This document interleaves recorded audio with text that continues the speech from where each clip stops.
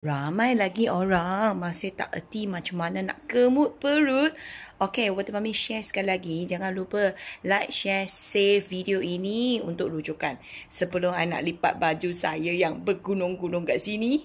Okey, kemut perut ialah sejenis senaman perut yang kita boleh buat senyap-senyap tanpa orang tahu, tapi boleh kasih you kempis perut dengan cepat. Sebab sudah ramai yang dah berjaya. Walaupun Water Mami 3 kali season, daripada perut buncit, sekarang sudah kempis. Ini pun belum kemut lagi. Kalau kemut, lagilah kempis. So, macam mana nak mula? Korang kena buat sama-sama. Okay, pertama sekali, korang kena relax dahulu. Okay, kita tarik nafas. Hembus. Macam biasa. So, tak payah stress. Kalau korang stress, korang tak boleh nak buat. So, kena relax dulu. Okay. Bila kita tarik nafas, kita tak buat apa-apa.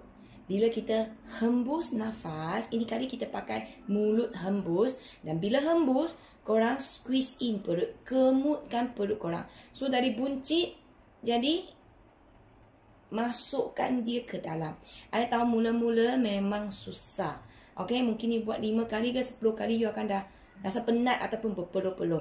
That's why ini kemut perut punya senaman. Korang kena practice. Tapi I banyak yakin bagi tahu korang, bila korang dah mahir, memang best. Perut you memang kempis. Memang selalu kempis. Even you tak kemut, dia pun kempis. Tahu tak? Okay, so kita practice sama-sama. Pertama sekali, tarik nafas. Hembus.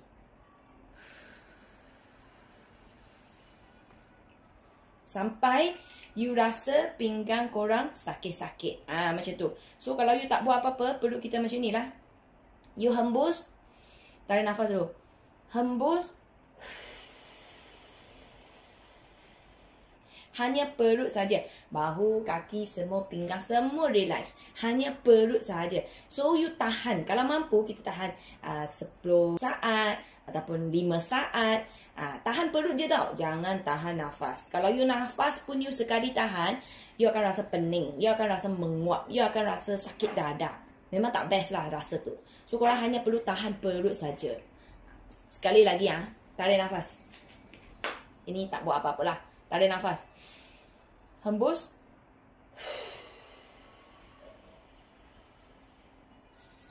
Sampai you rasa maksimum. Ini dah ada tak tahan nafas. I hanya tahan perut. So, you cubalah. Tahan perut ni. Tahan.